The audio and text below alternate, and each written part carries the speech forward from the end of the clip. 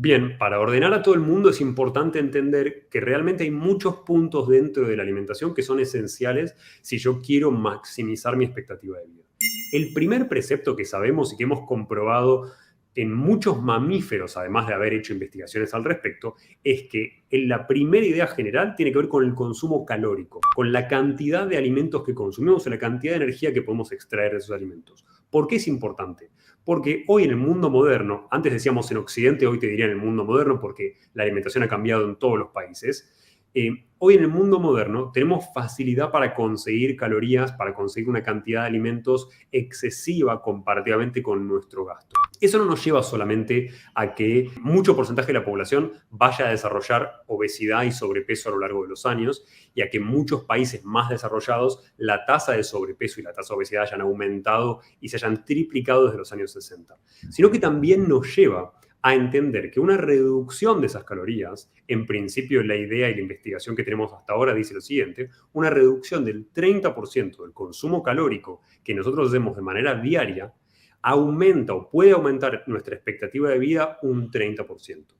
Esta reducción de calorías es importantísima desde un punto de vista de expectativa, por muchas razones que ya vamos a ver a nivel celular, pero más que nada tiene que ver con que nos enseña en términos prácticos algo que podemos hacer hoy si queremos vivir más, que tiene que ver con reducir la cantidad de alimentos que consumimos y que obviamente tiene que ser compensado con otras cosas que tienen que ver con el valor nutricional, con los micronutrientes, con los macronutrientes, que ahora vamos a ver, pero la primera idea básica que te tenés que llevar es reducción calórica moderada igual aumento de expectativa de vida.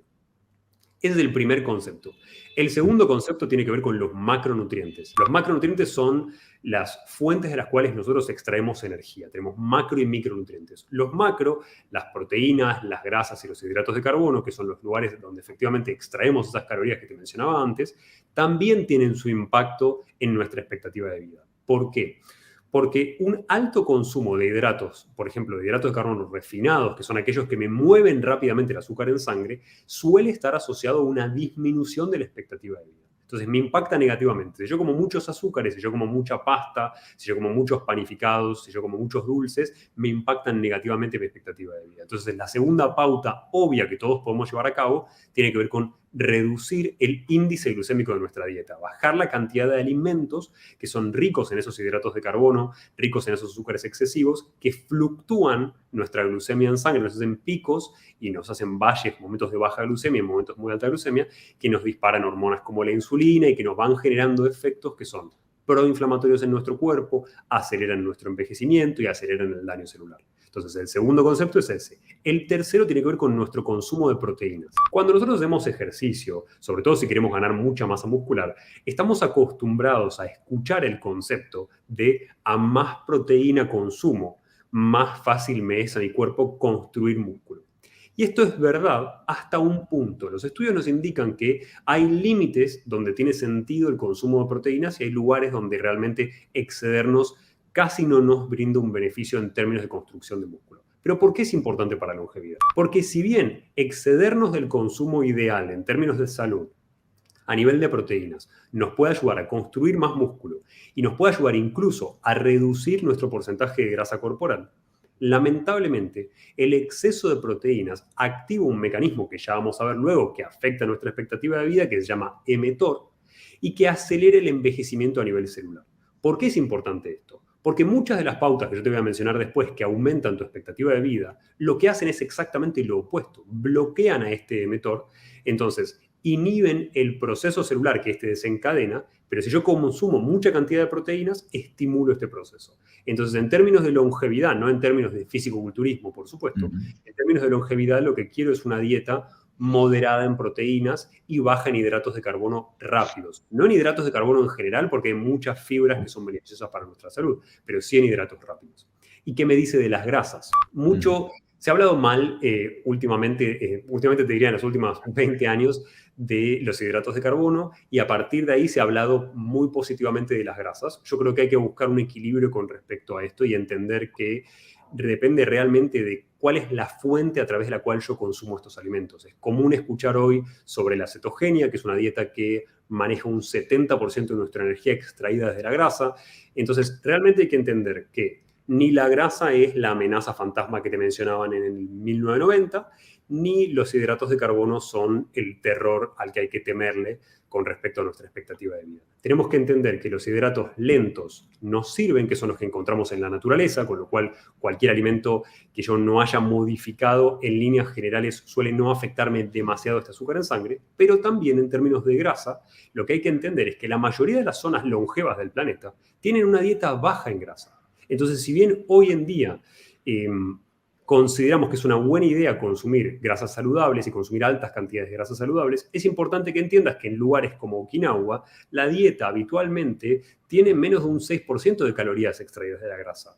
Y en algunos lugares como Papua Nueva Guinea, la reducción es aún mayor, con lo cual vemos pueblos longevos con bajo consumo de grasa, y a la vez estamos encontrando beneficios de dietas altas en grasa como la cetogenia, que tienen mucha evidencia con respecto al rendimiento cognitivo, con respecto a la pérdida de peso, pero que aún no sabemos qué suceden en términos de longevidad. Con lo cual, si mi pregunta es, ¿cómo manejo estos macronutrientes en términos de longevidad?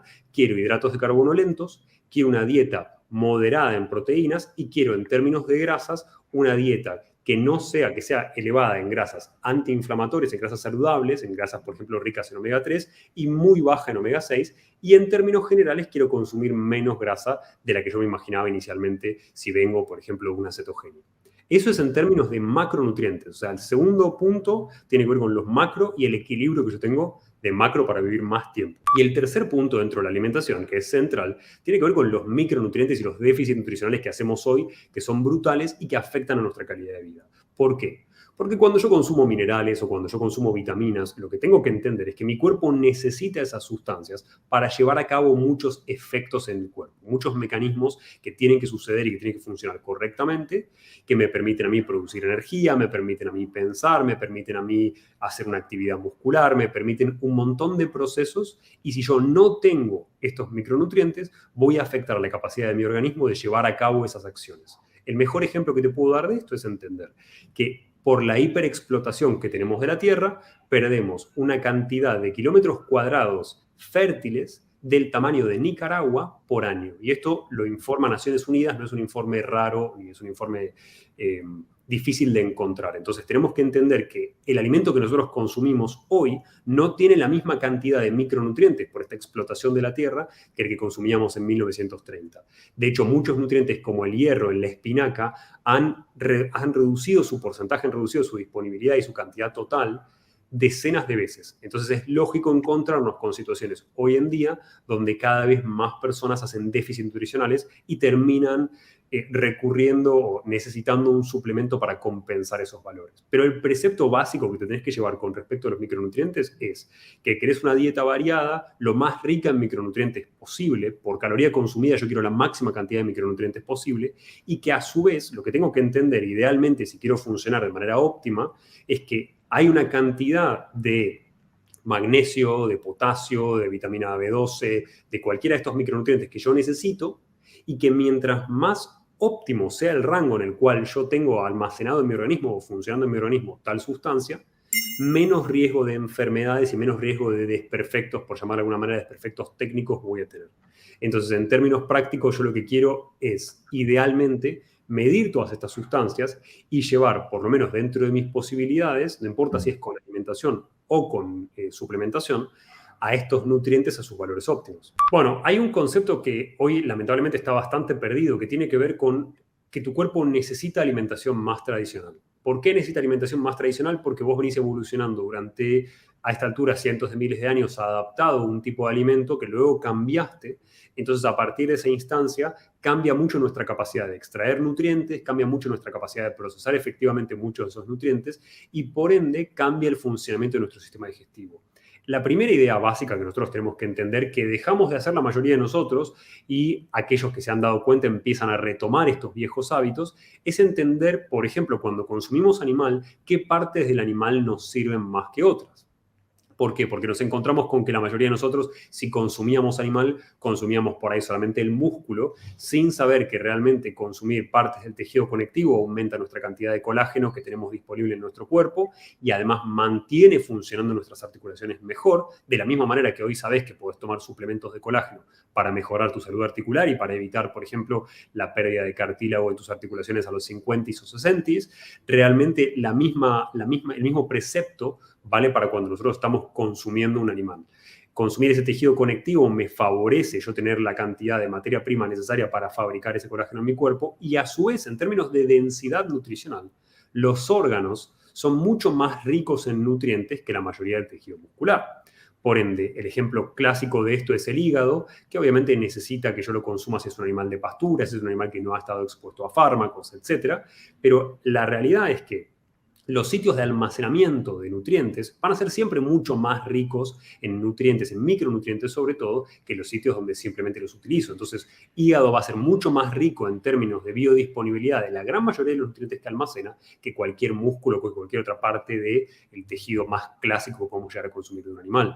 Por ende, vísceras es una idea muy fácil de aplicar, de decir, bueno, esta vez que voy a consumir animal, en vez de consumir músculo, en vez de consumir la carne típica, consumo una víscera de ese animal. Eso me favorece hacer menos déficits nutricionales. Y luego, a nivel de lo que tiene que ver con lo que es plant-based, lo que son plantas, lo que hay que entender es que necesito, ahí ya depende mucho más de la tierra en donde creció ese alimento. No se trata solamente de que sea orgánico o no orgánico, porque eso me va a impactar negativamente a nivel de flora bacteriana y a nivel de muchos otros aspectos, pero no me va a impactar tanto a nivel nutricional. Me impacta negativamente porque mala flora implica mala absorción de nutrientes en suelo, por ende una planta que yo consumo después con menos nutrientes. Pero lo que necesito realmente es si voy a producir mi propio alimento idealmente, es una tierra en donde yo esté recuperando esos nutrientes y si no hay muchos procesos como la permacultura o la agroforestación o varios procesos que favorecen un ciclo, un biociclo normal de la tierra y las plantas que hay alrededor para no hacer estas plantaciones extensivas que privan a un terreno de un determinado nutriente, como puede ser el fósforo, como puede ser el potasio, y reducen, por ende, no solamente la fertilidad del suelo, sino la cantidad de micronutrientes que yo voy a llegar a consumir. Por ende, idealmente quiero, por lo menos a nivel de plantas, una dieta lo más variada posible para asegurarme de que esta pérdida nutricional que tengo en un terreno que normalmente se usa para soja o para lo que fuere, está compensada por esta otra planta. Entonces, quiero variedad, quiero en lo posible que sea orgánica, quiero en lo posible, ya esto es mucho más raro, que venga de una tierra que ha sido enriquecida o que se le ha permitido enriquecerse normalmente para aportar los micronutrientes que realmente necesito. De todo lo que son pérdidas nutricionales y valores subóptimos en mi organismo, ya ni siquiera te hablo de déficit, sino valores subóptimos, aumentan el riesgo de enfermedades, por ende impactan negativamente en mi longevidad. Un ejemplo clásico de esto es que valores normales, pero más relativamente bajos, por más que estén dentro de la cantidad normal que yo necesito en sangre, de B12, aumentan, cuatriplican mi riesgo de demencia comparativamente con el valor óptimo, que es mucho más elevado y que ronda los 700, 600. Entonces, si yo me encuentro con un valor en déficit de esta sustancia, voy a tener un mayor impacto negativo que termina de manera indirecta afectando a mi expectativa de vida porque aumenta mi riesgo de enfermedades. Es verdad que hay nutrientes que están más asociados a la expectativa de vida, caso típico, magnesio, potasio, omega 3, etcétera.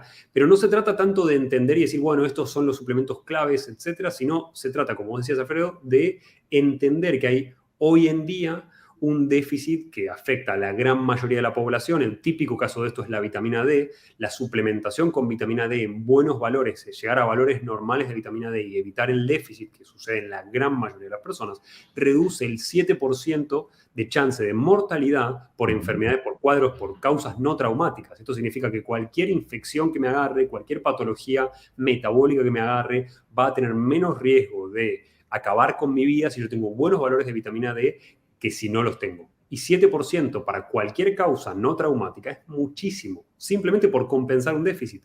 Entonces, ¿la vitamina D es mágica? No. Lo que pasa es que la mayoría de nosotros somos deficitarios en vitamina D. Lo mismo sucede con el magnesio, que está súper difundido en internet los beneficios que trae, y lo que vos tenés que entender no es que son beneficios del magnesio per se, son beneficios de que vos tengas los valores correctos de magnesio, y la mayoría de nosotros no los tiene. De la misma manera que no hay una recomendación nutricional en donde yo te pueda decir, hace X dieta porque X dieta es la respuesta maravillosa que va a resolver todos tus problemas, y en realidad mi consejo pasa por, en base al lugar donde vivís, en base a tu edad, en base a tus análisis de laboratorio donde muestras qué déficit nutricional tenés, qué recomendación nutricional te voy a plantear. Por ahí alguien con un súper déficit de B12 no le voy a recomendar bajo ningún concepto que haga veganismo, y a alguien con hipercolesterolemia familiar no le voy a recomendar que haga cetogenia. Con el mismo precepto hay que entender que el ayuno intermitente también se personaliza y también tiene sus pautas que determinan cuándo el ayuno es ideal y cuándo realmente lo que estoy haciendo tiene más que ver con lo que aprendí o con la información que consumí